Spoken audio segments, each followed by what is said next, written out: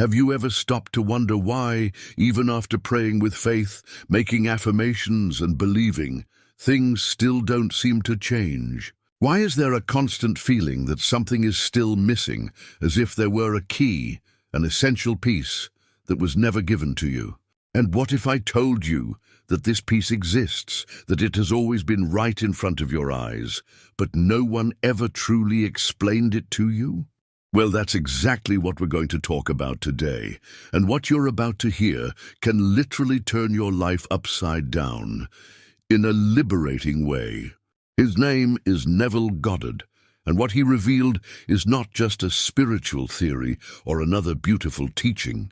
What he gave to the world is a code, a spiritual key that shows you how the universe truly responds to your consciousness, and why so many people remain stuck in cycles of frustration, even when they are in faith.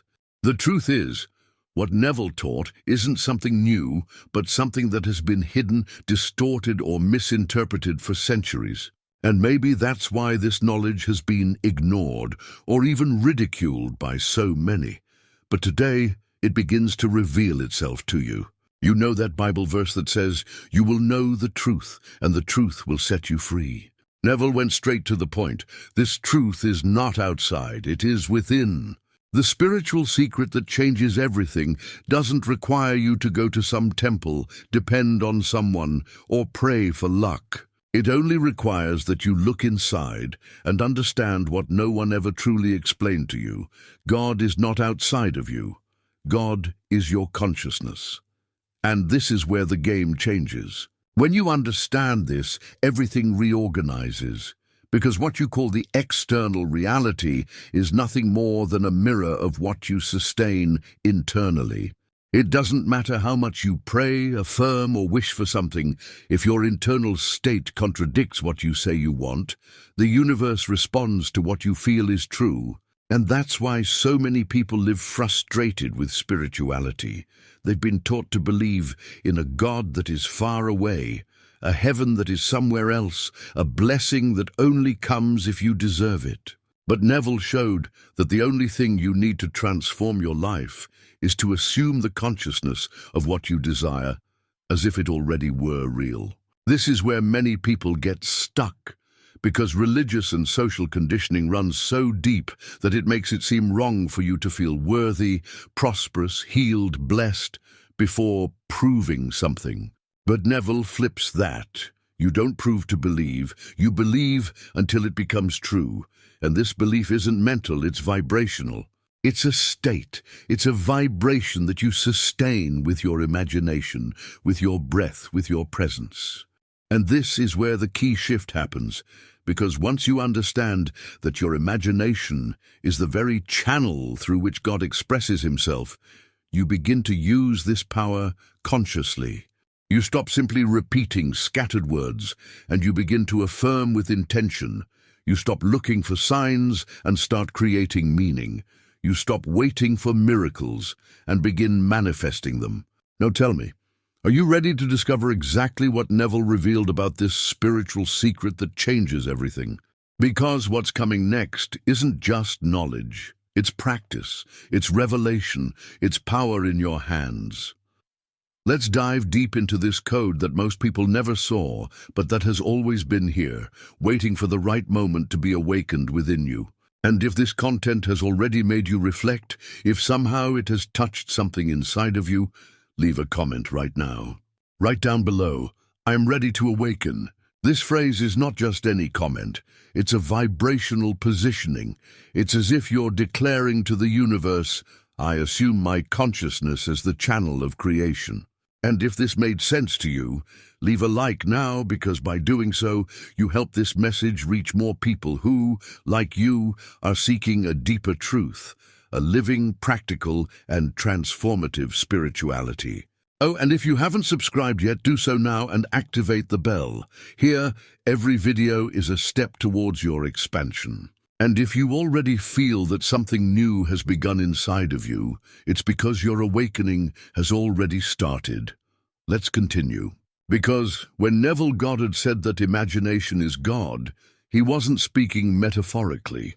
He was handing over a spiritual code that dismantles centuries of distorted teachings about what God is, where God is, and how to access divine power. This phrase, imagination is God, may sound bold at first, but it carries such a deep truth that, once understood, it changes forever the way you pray, think, and live. Neville didn't come to invent a new doctrine. What he did was reinterpret what was already written, but almost no one dared to read it with the eyes of consciousness. And that's exactly what you need to understand now. The Bible is not a book of literal stories. It is a symbolic manual of human consciousness. Every character, every scene, every biblical promise is a representation of mental states, vibrational frequencies, and internal choices you make at every moment. And the central point of all of this is the I am. When Moses asks God, "Who should I say sent me?"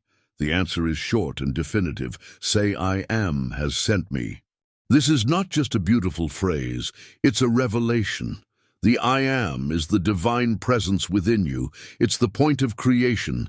It's the beginning of everything. What you put after I am defines the vibration you sustain. I am capable. I am limited. I am light. I am lost. Every affirmation is a prayer, even if you don't realize it. And here's the heart of the teaching. You don't need to ask God to do something for you. You need to assume the state in which it has already been done. And this happens in the imagination, because that's where creation begins. When Neville says, imagination is the divine channel, he's reminding us that God is not on a distant throne. God is the very creative power you experience every time you imagine with faith. And if you feel something as true within your consciousness, then the universe, which is simply a vibrational reflection of your mind, responds and manifests. You might have already experienced this without realizing it. You know when you feel so strongly that something will happen that you even forget to doubt. And suddenly it materializes, as if by coincidence. It wasn't a coincidence, it was vibration. It was your consciousness briefly assuming the desired state as real. It was active imagination, it was manifestation. But here's the most neglected point of all. Most people use their imagination unconsciously. They imagine what they don't want.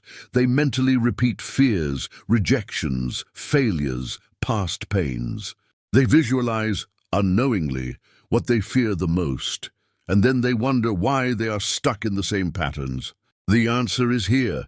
The universe does not respond to what you want. It responds to what you sustain as true in imagination. Neville was clear. You don't pray begging. You pray imagining. You don't plead waiting for divine approval. You declare with faith, with feeling, with presence. The true prayer is not asking. It's feeling as if it already is. And in that very moment, you activate the power of God within you. This is living spirituality. This is conscious co-creation.